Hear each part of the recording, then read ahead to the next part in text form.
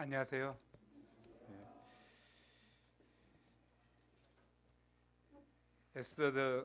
에스더서를 공부하면서 뭐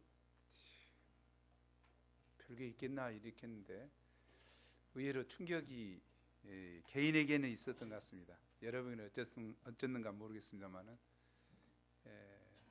에스더서 말씀을 읽어가면서 준비하면서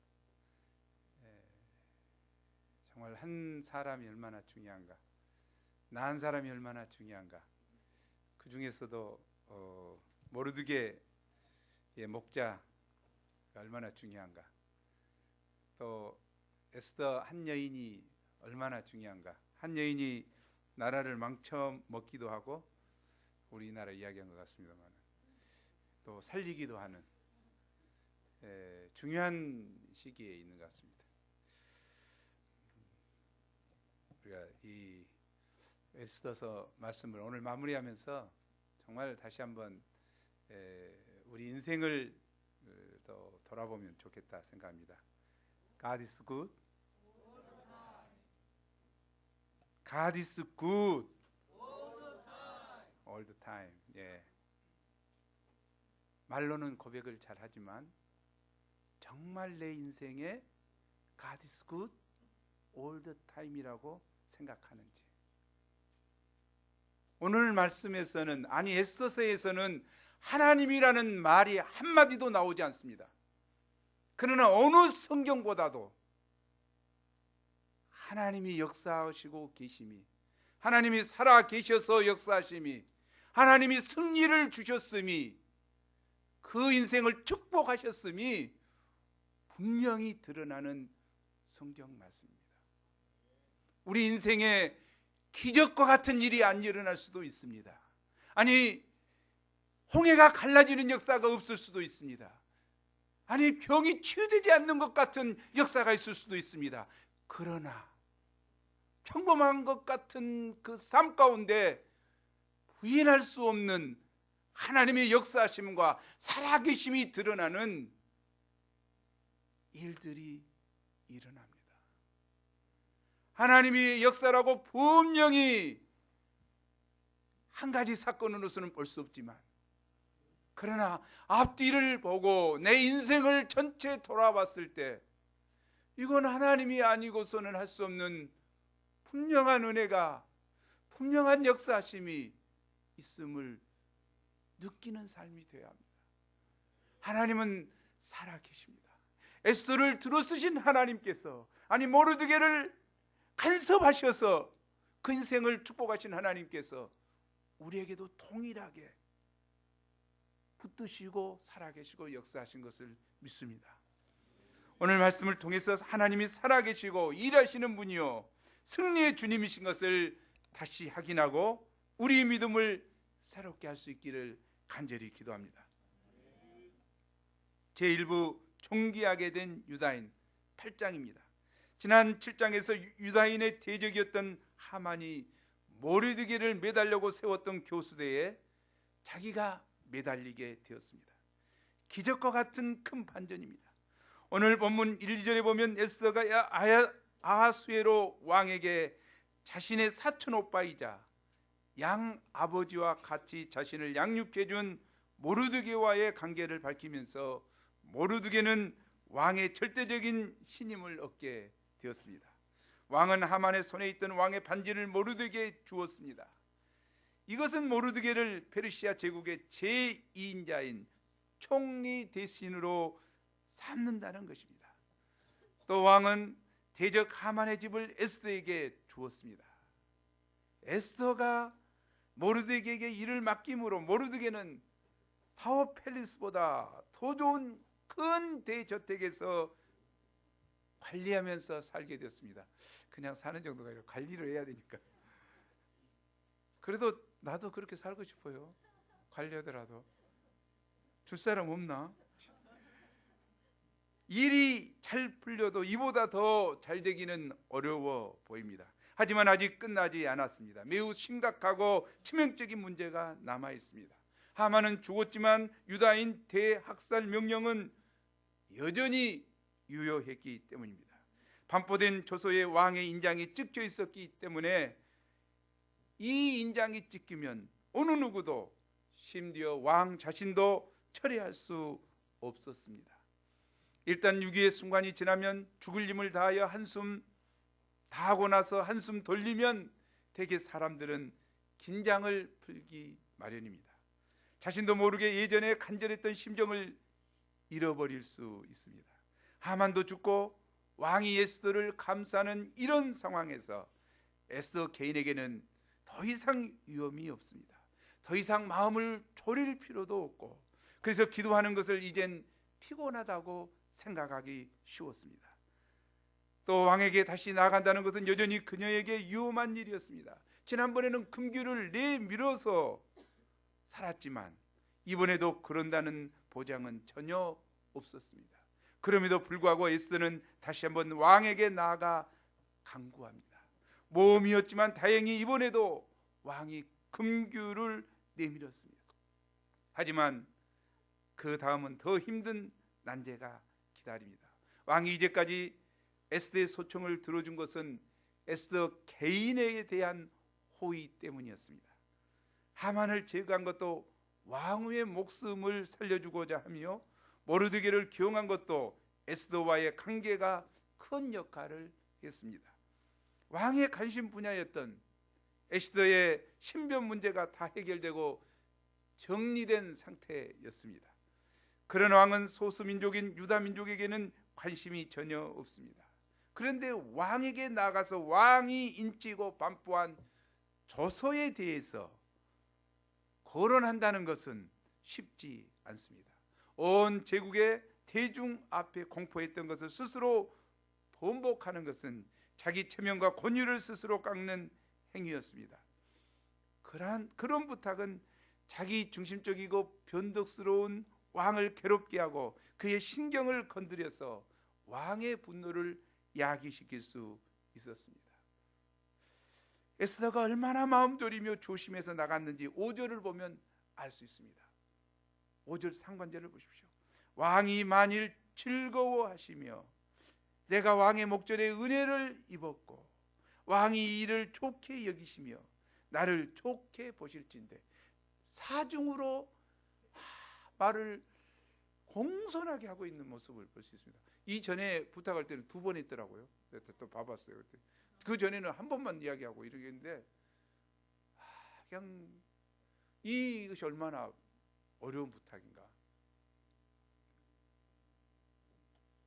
그만큼 어렵고 위태위태한 일로 죽을 각오를 했던 것입니다.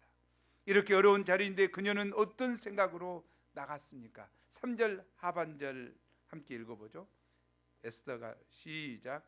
에스더가 다시 왕 앞에서 말씀하여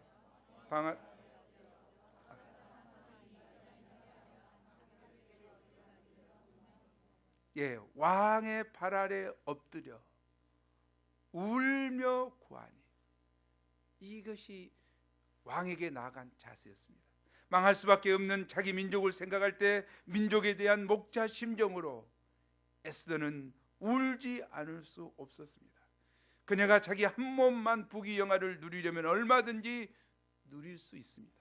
그러나 에스더는 하나님을 사랑하였고 하나님의 백성을 사랑하였습니다. 그녀는 유다인 곧 하나님의 백성으로서의 신앙적 정체성을 끝까지 잃지 않았습니다.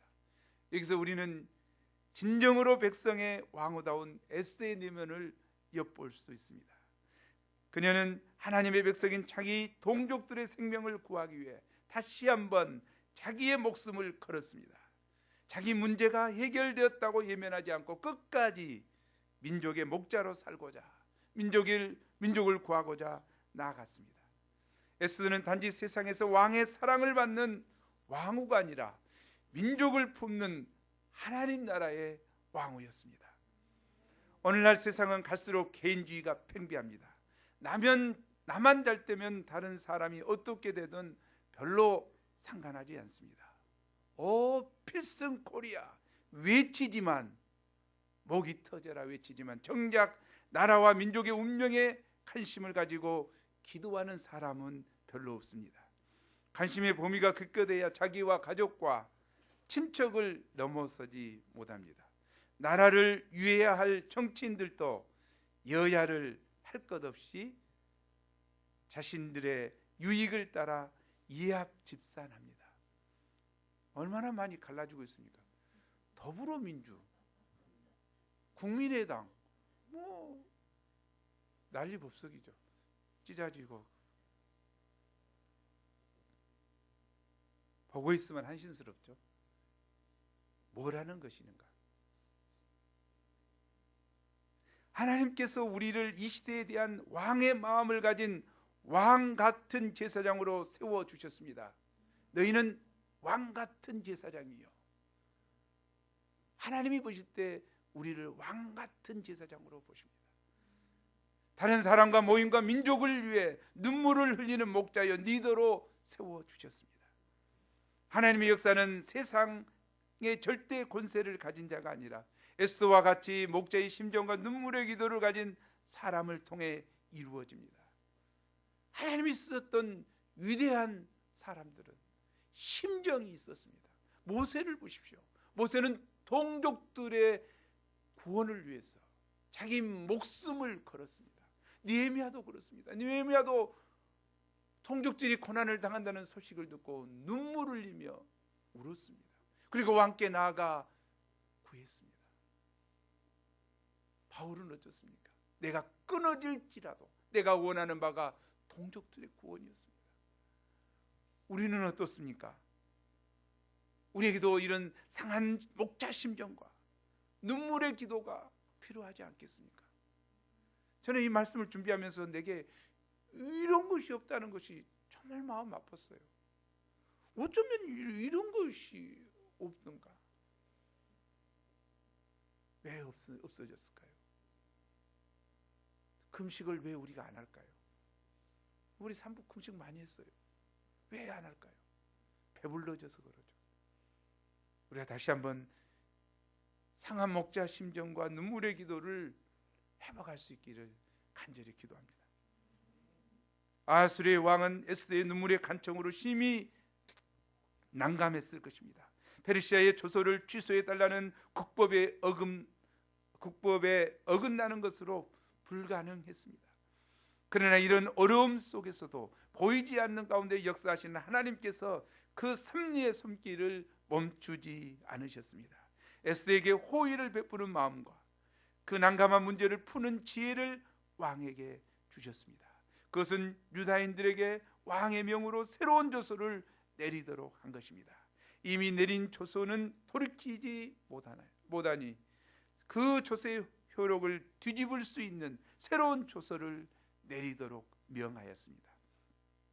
모르드게는 즉시 왕의 서기관들을 소집하여 새로운 2차 조서를 썼습니다. 11, 12절이 그 내용입니다. 원수들이 공격하는 12월 13일에 유다인들이 함께 모여 스스로 생명을 보호하여 해하고자 하는 자들에게 대항하여 정당방위적인 공격을 할 수 있도록 한 것입니다.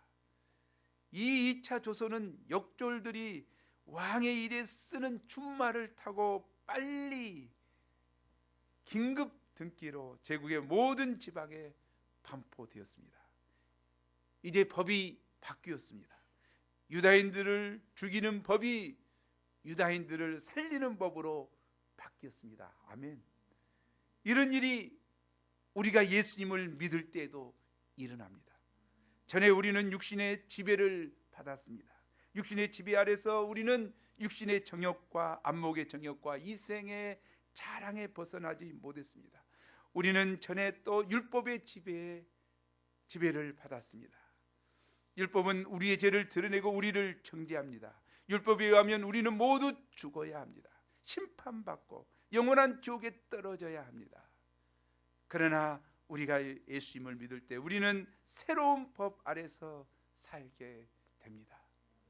로마서 8장 1, 2절은 말합니다. 우리 함께 읽어보죠. 시작.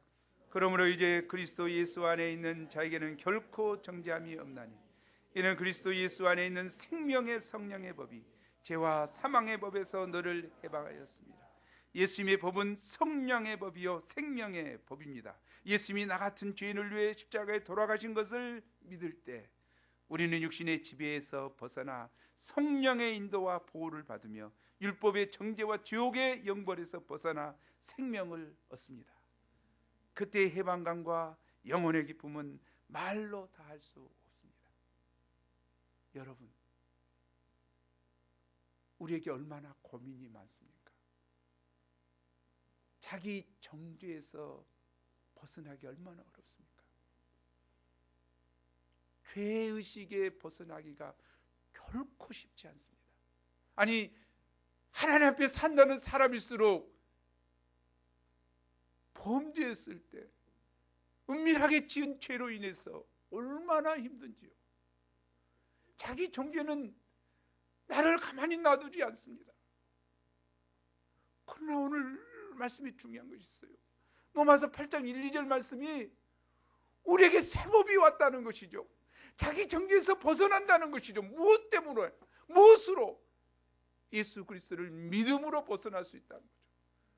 예수 그리스도의 하신 일을 믿지 않으면, 예수님이 새 법을 선포했다는 것을 믿지 않으면, 의지하지 않으면 자기 정죄에서 벗어날 수 없습니다. 아니, 내가 자기 정죄에서 벗어나려고 하면 내면에서 위선자라는 말이 들립니다. 내가 정말 위선자인가? 아니, 내가 이렇게 범죄했는데, 내가 이렇게 하나님의 종인데, 이거 어떻게 된 건가? 내가 이렇게 예수 그리스도 피로 십자가의 은혜로 제사함을 받았다고 하는 것을 인정하는 것이 내가 위선자 같은가? 이런 자기 정죄와 제사함에 대해서 갈등하게 됩니다. 중요한 것 같아요. 그럼 우리에게 무엇이 필요합니까? 믿음이 필요합니다. 믿음이. 예수님은 우리가 죄인인 줄 압니다.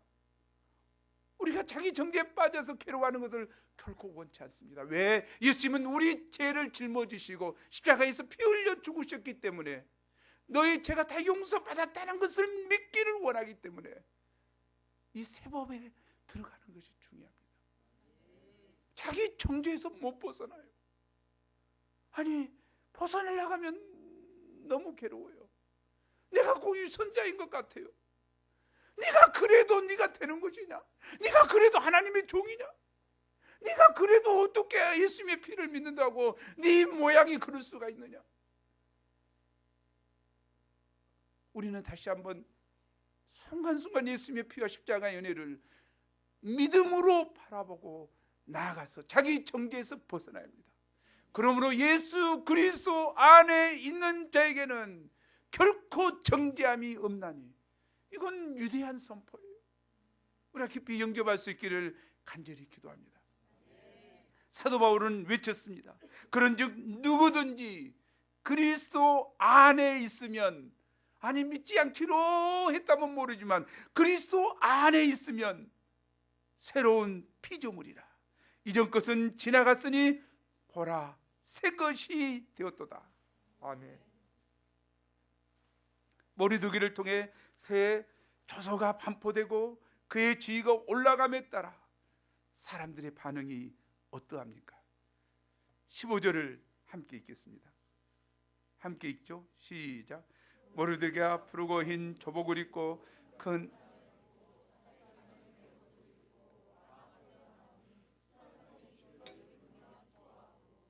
전에 머리두기는 어떠했습니까? 자기 민족에 대한 애통한 마음으로 왕궁 관리의 옷을 찢어버리고 대신에 굵은 베옷을 입고 머리에는 죄를 뒤집어 쓰고 대성통곡하던 자였습니다. 자기 민족의 문제 앞에 절망하며 울던 그때 그는 초라하고 비천한 처지였습니다. 하나님께서는 때가 되자 그에게 가장 영광스러운 옷을 입히시고 머리에는 큰 금관을 씌우셨습니다. 사람들은 아수레로 왕이 유다인에게 호의를 베풀고 있다는 것을 누구나 알 수 있었습니다. 머르드게의 조서가 공포되면서 이제 페르시아 제국 내에서 유다인의 위상이 완전히 바뀌었습니다. 전에 그들은 나라가 망해 끌려온 포로 민족이었기 때문에 본토인들로부터 무시와 멸시를 받았습니다. 더구나 하만의 조소가 반포된 이후에는 유다인은 세상에서 곧 없어질 불행하고 비참한 운명을 가진 민족이었습니다. 그러나 이제 영광과 즐거움과 기쁨과 존귀함이 가득 있게 되었습니다. 16절이죠. 16절 함께 읽어보죠. 시작.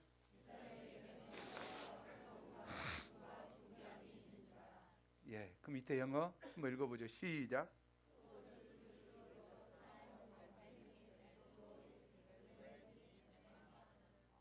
It was a time of happiness and joy. 행복하고 즐거운 시간이었다. Gladness and honor. 기쁘고 존귀한 날이었다. 원래 이런 민족이 아니었잖아요. 슬픔과 고통과 아픔과 무시와 천대를 받던 그런 민족이, 그들이 하나님을 믿고 의지하고 부르짖었는데 그의 민족의 운명이 바꾸어졌죠. 그들에게 있는 것이 무엇입니까? 하나님의 은혜로 해피니스, joy, gladness and honor, 이 존귀함이 있었어요. 페르시아 제국에서 유다인의 이름이 크게 높아졌습니다. 제국 내의 많은 민족들이 유다인들을 두려워하여 유다인의 편에 서게 되었습니다. 유다인이 믿는 하나님을 믿겠다고 하는 사람이 생겨났습니다. 그들은 나라 없는 포로 백성으로 현실은 어느 때보다 힘들었지만 금식하여 하나님께 부르짖었을 때 그들은 어느 때보다 존귀한 민족, 영광스러운 민족이 되었습니다. 이방인들이 부러워하고 사모하는 민족이 되었습니다. 여기서 우리가 오래 잡은 기도 제목인 하나님의 말씀이 나오는 시온 캠퍼스 영혼들이 몰려오는 교회가 되는 비결을 발견할 수 있습니다. 어떻게 그게 가능합니까? 하나님을 믿고 의지하며 바라보며 부르짖어 기도할 때 가능할 것입니다. 제이브 구 두날을 불임이라 하고 9장 10장입니다. 드디어 아달월 곧 12월 13일이 되었습니다.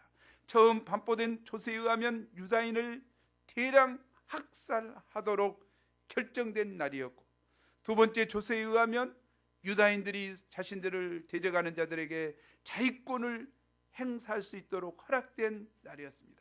그래서 격렬한 무력 충돌이 일어났습니다. 유다인들은 함께 모여 힘을 합쳐서 아무나 마구잡이로 사람을 죽이며 복수급을 벌린 것이 아닙니다. IS하고 다릅니다. IS는 무조건 죽이잖아요. 무자비하게. 유대인들은 그렇게 하지 않았어요. 복수급을 하지 않았어요. 어떻게 했습니까? 5절 16절을 보면 그 모든 대적들을, 자기를 미워하는 자들을 철저히 진멸했습니다. 싸움은 치열했지만 유다인들의 완승으로 끝났습니다. 그 이유 중에 하나는 각 지방 모든 지방관과 대신들과 총독들과 왕의 시무를 보는 자들이 다 유다인들을 도왔기 때문입니다. 그들은 새로운 실세로 떠오른 누구? 모르드게를 두려워하였습니다. 그날에 유다인들이 수산성에서 대적을 진멸하였고 하만의 10 아들을 죽였습니다. 저자는 좁은 지면에 하만의 10 아들의 이름을 하나하나 기록하고 있습니다. 나는 제일 처음에 이 지방의 이름인 줄 알았어. 무슨 지방 이렇게. 근데 10 아들의 이름이 거기 있어요. 10명이 쭉. 그 꼭 쓸 필요 있어요? 꼭 쓸 필요 있냐고. 10 아들 죽었다 그러면 되지. 기억할 것도 아닌 그 이름을 왜 적었을까? 이처럼 대적들을 하나하나 완전히 파멸하였다는 것입니다. 그날의 왕은 더 원하는 것이 있는지 왕후 에스더에게 물었습니다. 12절이죠. 이에 에스더는 도성 수산에서 원수들을 치는데 하루를 더 달라는 것과 하만의 10 아들들을 매달도록 허락을 구합니다.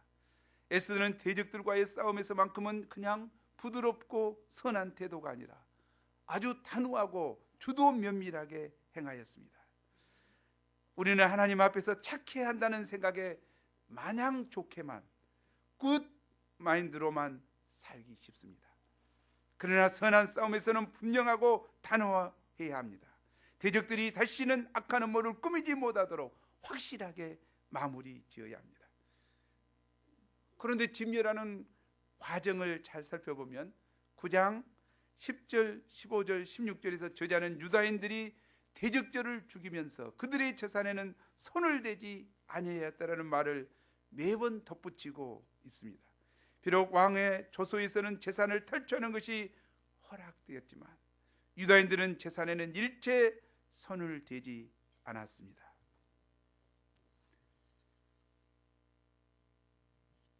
이는 이 싸움의 목적이 탐욕이나 단순한 복수심에 기초한 것이 아니라 오직 대적들로부터 스스로 생명을 보호하기 위한 최소한의 정당 방위임을 강조합니다. 그들은 자기 방어를 위해 대적들을 공격했지만 하나님의 백성 다 왔습니다. 아멘. 우리는 여기서 하나님의 백성도 자신의 생명과 권리를 방어할 수 있다는 점을 깊이 생각해 봐야겠습니다. 하나님의 백성들이니까 어려운 일을 당할 때 가만히 앉아서 기도만 하면 되지 않을까요? 아닙니다. 적이 쳐들어오면 군대에 나가서 총을 들고 싸워야 합니다. 집에 강도가 들어올 때 얼마나 힘들었으면 도둑질을 다 할까? 그래, 다 가져가거라. 뭐 그렇게 해도 좋죠. 얼마나 좋습니까? 하지만 아내와 자녀들과 재산을 지키기 위해 도둑을 두들겨 패주는 것도 정당합니다. 하나님의 백성이 도둑과 싸울 수 없어서 가만히 있었다, 이럴 수도 있지만 어디 가서 자랑할 만한 것은 결코 못 됩니다. 하나님의 백성도 자신의 권리와 재산을 지키기 위해 싸울 수 있습니다. 역사를 보면 하나님의 백성들에 대한 공격은 늘 있어 왔습니다. 예수님께서도 지금부터 이미 2000년 전에 미리 말씀하셨습니다. 마가복음 13장 9절에서 13장이죠. 한번 읽어보죠. 시작.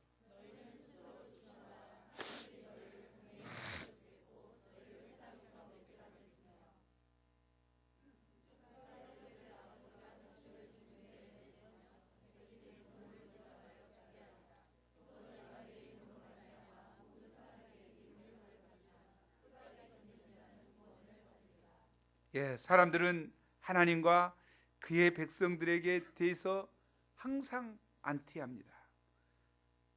당연하게 여겨야 돼요. 예수님도 그랬죠. 너희가 세상에서 환난을 당하나 담대하라. 내가 세상을 이겼노라. 환난을 당한다고 그랬어요. 미움을 당한다고 그랬어요. 내 이름으로 인하여 미워한다고 했어요. 그래서 세상 사람들은 하나님과 그의 백성에 대해서 항상 안티합니다.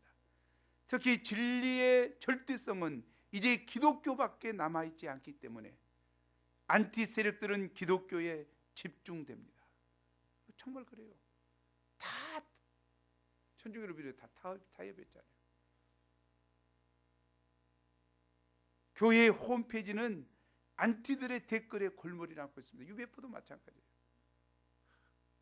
그 이사회 할 때 없애기 위해서 뭐 엉뚱한 것 가지고, 그러니까 무속인들이 막 달라고 신문까지 가서 가보면은 엉뚱하다고, 엉뚱한 전혀 관계없는 사람이 헛짓거리하고 있고,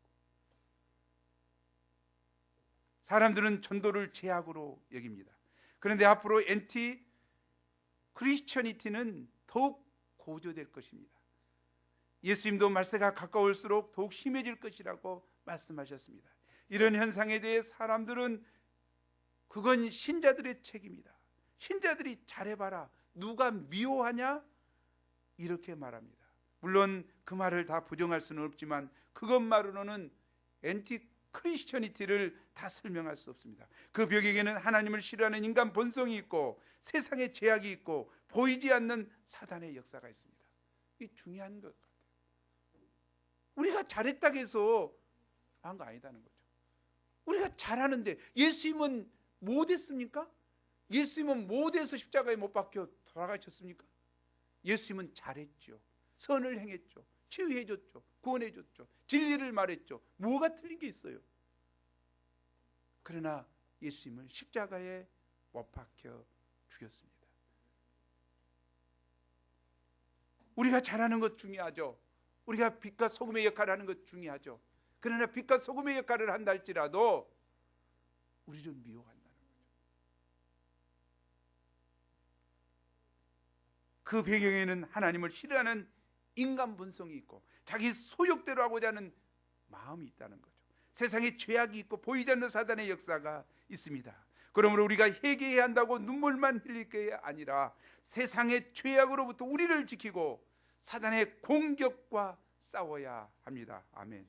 그러면 당시 유다인들은 어떻게 대적들의 미움 가운데서 살아남을 수 있었습니까? 먼저 모르드게나 에스더를 비롯한 유다인들은 하나님의 백성으로서 순수성을 지켰습니다. 이거 중요하죠. 하나님의 백성으로서 순수성이 중요해요. 이것이 없으니까 문제가 되겠죠. 중요합니다. 세상이 아무리 미워하고 협박하고 철하라 해도 결코 무릎 꿇지 않았습니다. 또 하나는 에스더와 모든 유대인들이 금식하며 부르짖어 기도했습니다. 하나님만을 바라봤습니다. 하나님의 도움이 절대적으로 필요하다는 것을 알았습니다. 뿐만 아니라 9장 16절에 보면 유다인들이 모여 스스로 생명을 보호하여 대적들에게 벗어났다고 했는데 그들은 합심해서 대적들과 싸웠습니다. 이런 유다인들을 하나님께서 도우셨습니다. 하나님은 승리의 하나님이십니다. 아무리 마귀의 모략과 권세가 크다 해도 하나님은 반드시 우리를 이기게 해 주실 것을 믿습니다. 유다인들은 하만의 음모로 전 민족이 전멸당할 뻔했습니다. 그러나 이날의 싸움으로 대적들을 무찌르고 원수의 손에서 완전히 벗어났습니다. 위기와 절망과 괴로움은 모두 과거가 되었습니다. 이제 안심하고 쉬며 평안을 누리게 되었습니다. 이 쉼과 평안을 기념한 것이 부림절입니다. 지방에 사는 유다인들은 14일에 쉬고 그날의 잔치를 베풀어 즐겼고 수산성에 사는 사람들은 15일에 쉬며 잔치를 베풀어 즐겼습니다. 이후 모르드게는 모든 유다인들에게 초서를 써서 해마다 아달월 14일과 15일에 한 규례를 세워 지키도록 하였습니다. 그날은 원래 자신들이 살해되도록 예고된 슬픈 운명의 날이었습니다. 그 운명의 날에 오히려 극적으로 대적들을 제거하게 되므로 구원을 얻었습니다. 대적들로부터 벗어나 평안함이 있었고 슬픔은 기쁨으로 애통함은 길한 날로 변하였습니다. 이런 부림절은 우리에게 망할 것 같은 상황에서도 하나님의 백성들이 이를 극복하고 승리할 수 있다는 소망을 줍니다. 당시 유다인들이 살던 사회는 생존조차 버거운 곳이었습니다.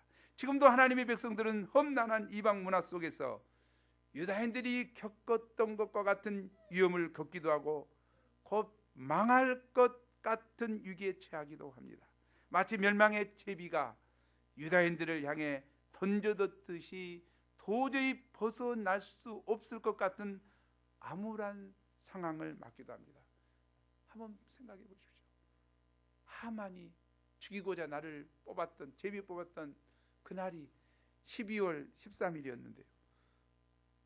그날만 되면 이제 죽은 날이다. 죽은 날 받아놓는 거예요. 멸망의 날을 받아놨어요.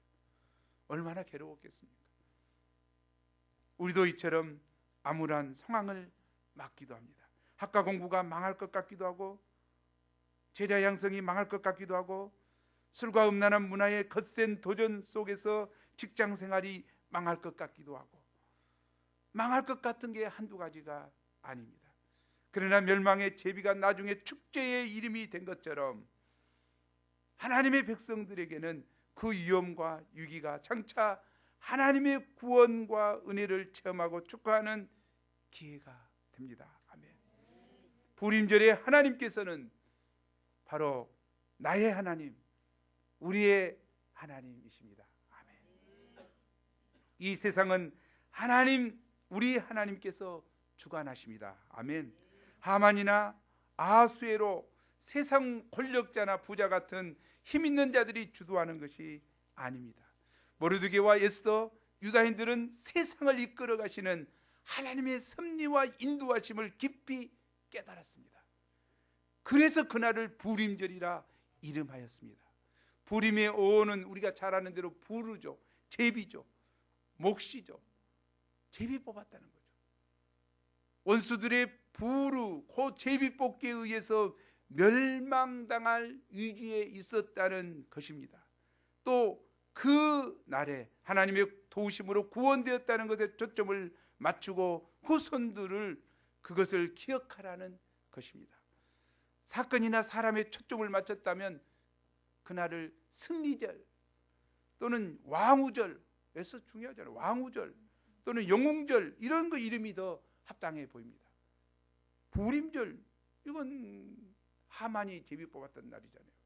점쟁이를 통해서. 이 별로 좋은 이름이 아닌 것 같아요. 그러나 그대로 부림절이라고 명명하는 것은 그 절기의 기온과 계기에서 더 나아가 그들이 체험한 하나님에 대한 고백이 그 속에 들어 있습니다. 잠언 16장 33절은 이렇게 말합니다. 우리 한번 보죠. 함께 읽겠습니다. 자기에게 역사합니다. 함께 읽겠습니다. 시작.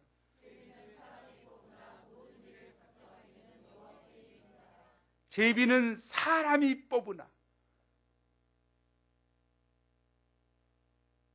제비는 사람이 뽑으나 모든 일을 작정하기는 여호와께 있느니라.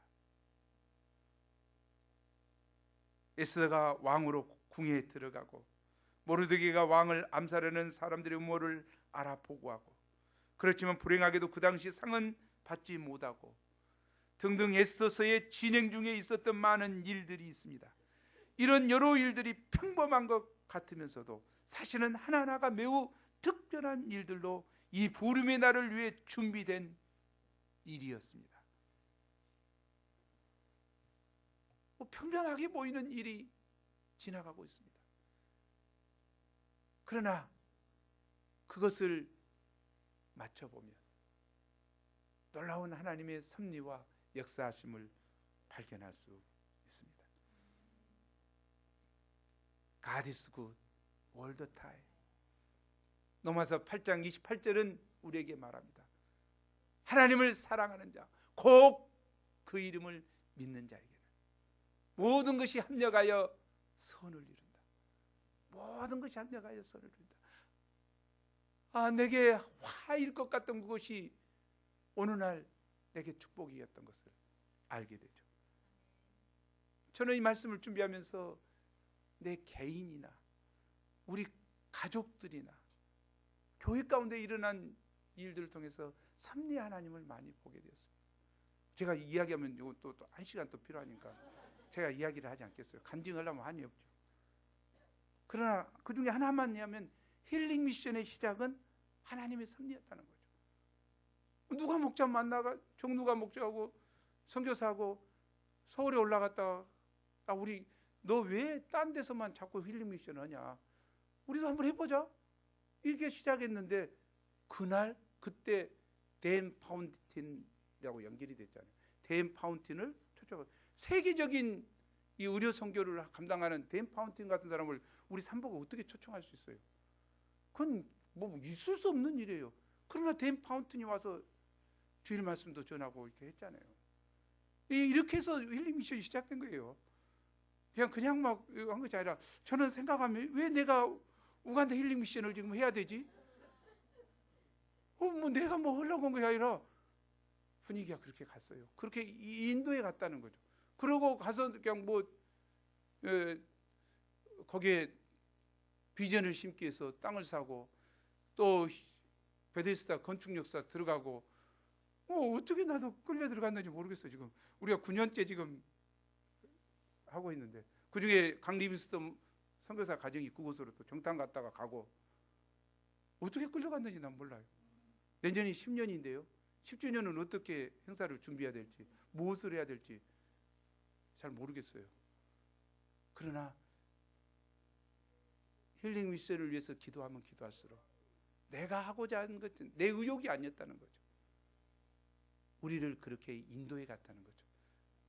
우리를 그렇게 인도해 가셨고 우리 산보를 이 시대에 그렇게 쓰셨다는 것이죠. 그래서 영향을 미치고 이끌어 가고 있다는 것이죠. 우리가 다시 한번 내 개인이나 우리 가정이나 우리 모임에 섭리하고 계시는 하나님을 발견하고 그분을 믿고 의지하는 믿음의 눈이 있기를 간절히 기도합니다. 역사를 주관하시는 우리 하나님께서는 우리 한 사람 한 사람을 통하여 하나님의 역사를 이끌어 가십니다. 왜 그렇게 하십니까? 장차 우리에게 영광을 주고 복을 주시기 위함입니다. 하나님께서 사람이 없어서 우리를 부리는 것이 아닙니다. 내가 잘못 만나서 잘못돼서 잘못 끌려와서 하나님께 쓰임받고 있는 건 아닙니다. 하나님 쓰실 사람 많아요. 특별한 은총 가운데 우리를 천군과 같은 믿음의 사람으로 하나님의 형상을 닮은 하나님의 사람이 되게 하기 위해서 우리를 부르시고 쓰신 것입니다. 많은 사람들이 에스더라고 이름 짓기를 좋아합니다. 에스더가 왕후였기 때문에 인기가 좋은 것 같습니다. 그러나 에스더의 이름을 빛나게 하는 것은 그의 지위 때문이 아니라 하나님 편에서 했던 위대한 일들 때문입니다. 에스더가 처음부터 특별한 영웅은 아니었습니다. 엘리야처럼 능력 있는 선지자도 아니고 특별한 재주나 능력이 있었던 것도 아닙니다. 평범했습니다. 다만 미모가 있었겠죠. 왕으로 채택될 만한 어떤 매력이 있었겠죠. 그러나 그 매력도 세상적인 매력이 아니고 내면에 깊이 감추인 평안함과 기쁨이 있는, 그래서 아름다움이 발산되는 그런 미모였다고 생각합니다. 하지만 기도함으로 또 왕에게 나아가 도전함으로 하나님의 구속 역사에 쓰임받고 빛나는 존재가 되었습니다. 그래서 저도 한번 에스더라는 사람, 에스더라는 이름을 한번 줘보고 싶습니다. 예. 우리 현일 목자 동역자한테 한번 주고 싶습니다. 현일 목자는 아직 받을 자격이 아직 안 됐어요. 그래서 현일 목자 동역자에게 한번 에스더에게. 내가 미선 목자로 이렇게 할 수도 있지만 그냥 현일 목자 들먹인 이유 알겠죠? 좀 부인을 능가하는 이게 좀 돼야 된다는 이야기죠.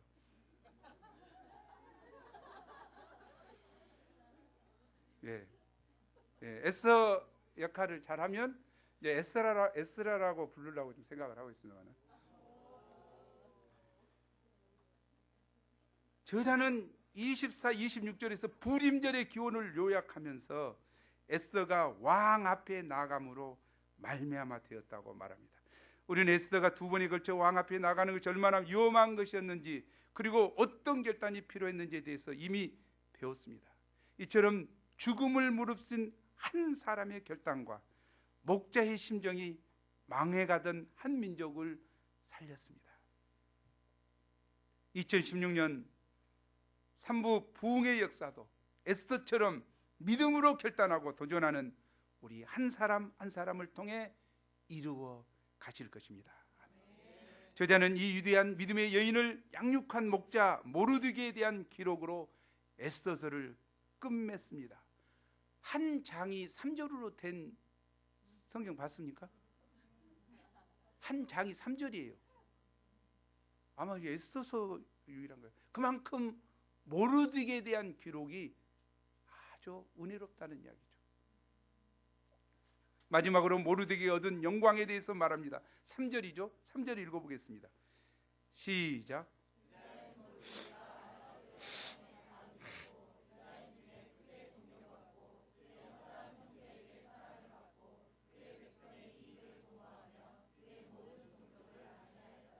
흰민지 백성, 그것도 소수민족이 존귀하게 되기는 어려운 일이었습니다.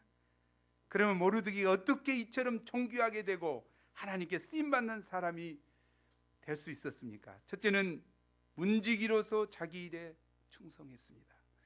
문지기는 권세가 있거나 영향력이 큰 지위는 아니었습니다. 그러나 그 일을 충성스럽게 감당했을 때 자기도 의도하지 않았지만 왕을 살리는 큰 일을 할 수 있게 되었고, 그 일이 계기가 되어서 자기 민족을 구하고 자신도 존귀하게 되었습니다. 작은 일에 충성하는 사람이 큰 일을 할 수 있습니다. 불평만 하지 맙시다. 둘째, 목자로서 에스더가 하나님을 경외하는 여성이 되고 자기보다 민족을 사랑하는 여성이 되도록 잘 길렀습니다. 제자 양성을 했다는 거죠. 그리고 그 에스더가 민족을 구하는데 큰 일을 했습니다. 우리가 작년에 자매님 역사를 위해서 기도를 많이 했는데요, 자매들이 안 세워졌어요. 올해 중요합니다. 에스더와 같은 자매 역사가 있도록 기도합시다. 그리고 제자 양성이 중요함을 다시 한번 깨닫습니다. 에스더와 같은 여인, 그래서 정말 믿음의 결단을 하고 하나님 앞에 사는 이런 에스더 같은 남자, 에스더 같은 형제, 에스더 같은 자매를 키울 수 있기를 기도합니다. 셋째는 자기 일신의 안일만 구하지 않고 민족을 구원하고자 하는 열정이 있었습니다. 그는 딸같이 양육한 에스더마저도 민족을 구원하는 일에 동참하도록 믿음의 결단을 강권했습니다. 딸이 모처럼 왕기가 되어 살만하게 되었는데 그를 죽음으로 몰아넣는 것은 얼마나 안타까운 일입니까? 그러나 모르드게는 딸의 출세보다 하나님의 백성의 민족을 더 사랑했습니다. 그러한 모르드게의 스라에서 자란 에스더도 왕이 무엇이든지 다 들어주겠다며 소청을 말하라고 했을 때 왕에게 말합니다. 왕이여, 내가 만일 왕의 목전에서 은혜를 입었으면 왕이 선히 여기시거든 내 소청대로 내 생명을 내게 주시고 내 요구대로 내 민족을 내게 주소서. 우리가 새롭게 모르드게와 에스더의 믿음을 배웠습니다. 두 사람은 위험하고 불안한 이방 세계에서 하나님의 백성들로서 충성된 삶을 살았습니다. 오늘날도 생존 경쟁으로 힘든 시대입니다. 아니, 미래가 불확실합니다. 에스더는 이러한 시대를 살아가는 하나님의 백성들에게 소망과 도전을 줍니다. 에스더가 살던 시대, 모르드게가 살던 시대가 결코 만만하지 않았습니다. 녹록하지 않았어요. 그러나 그런 시대에 하나님의 영광을 드려야 된 그들처럼 우리도 이때 캠퍼스 목자로 부르심을 영접하고 부르심에 합당한 인생을 살고자, 삶을 살고자 하나님께 결단하고 믿음으로 살아야 되지 않겠습니까? 우리가 작은 모르드게 에스더가 되기를 간절히 기도합니다.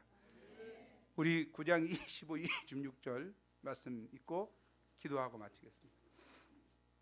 시작. 에스더가 왕의 앞에 나아감을 인하여 왕이 조서를 내려 하만이 유다인을 해하려던 악한 꾀를 그 머리에 돌려보내요. 하만과 그 여러 아들을 발기하였으므로 부르가 하나님 아버지, 하나님께서 이 시간 귀한 말씀을 주셔서 감사합니다. 모르드게 에스더는 영광과 존귀를 얻었습니다.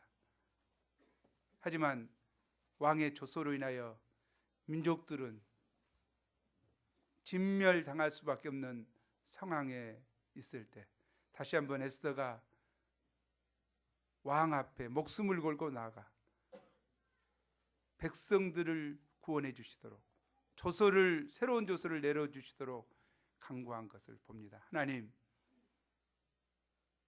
저희 자신만을 위한 삶이 아니라 왕 같은 제사장으로서 하나님의 백성을 위한, 민족을 위한 기도하는 목자 심정이 충만한 저희가 될 수 있도록 다시 한번 저희를 깨우쳐 주시옵소서. 믿음으로 도전해 나가며 또 믿음으로 부르짖어 기도하는 가운데 하나님이 역사하는, 하나님이 구원하는 승리를 체험하는 저희가 되게 도와주십시오.